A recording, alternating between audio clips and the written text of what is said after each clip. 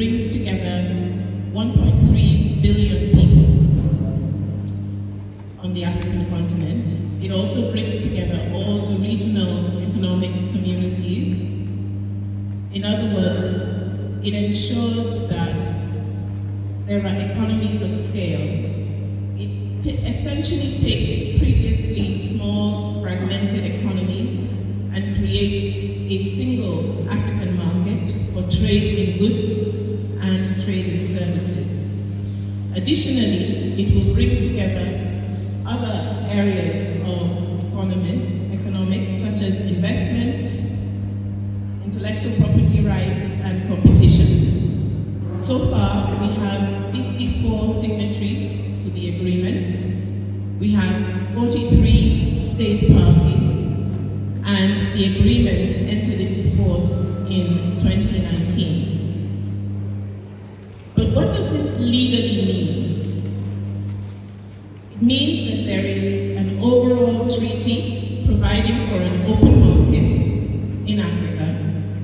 There are legal instruments under that treaty, such as the Protocol on Trade in Goods, and there are other legal instruments called annexes that provide for customs cooperation, technical standards, sanitary standards, rules of origin. And what are rules of origin? Rules of origin basically help to ensure that only qualifying goods that are made in Africa will benefit from the preferences under the AfCFTA. The agreement also includes trade remedies, transit, trade facilitation. And all of these basically will help to ease the process of doing business in Africa. They will bring down the cost of trade transactions and streamline processes for the business community. Under trade and services, the first round of trade liberalization will open up services such as business services, communication, for instance, telecoms, financial services, transport, and tourism. In the second round, we will cover the remaining 7 service areas such as construction, health, education, energy-related services, etc. Now, we are in the final stages of negotiation between the state parties to the agreement. And each country is then obliged to implement the provisions of the agreement. They must publish their laws and regulation in a prominent place, for instance, in their official gazette or on the internet, to ensure that there is transparency, and the business community will then make use of these laws in order to transact business. So, in addition to the AfCFTA legal instruments, we also have supporting measures such as the Pan-African Payment System. This Pan-African Payment System is a collaboration between the AfCFTA Secretariat, the African Union Commission, and the African Export-Import Bank, AfrEximBank.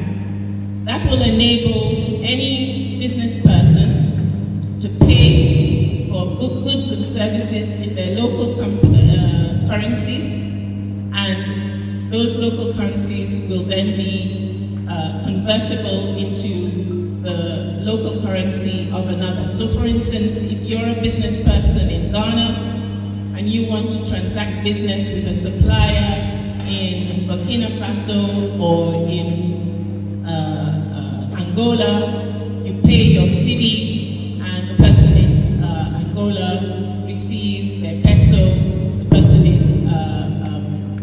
Burkina Faso receives their CFA franc. So what I would like to kind of leave with you is that this AfCFTA is a tool for business, because trade is a developmental tool. It's not just to be sitting in the statute books of your country. Effectively, the agreement, which is the treaty, gets translated into law, and those laws are then used by the business persons in order to do business and to put money into the pockets of the business person, to put money into the pockets of the general public at large. You must use the provisions of the AfCFTA, you must use the opening of markets to do your business across countries in order to build your economies and to further your economic progress and transform the lives of all of you across Africa, all business people and all the general public, so that the objectives of the agreement, which is to boost intra-Africa trade and to ensure that the small marginalized economies become one big powerful economy, is used effectively by you in order to transform African society. Thank you very much.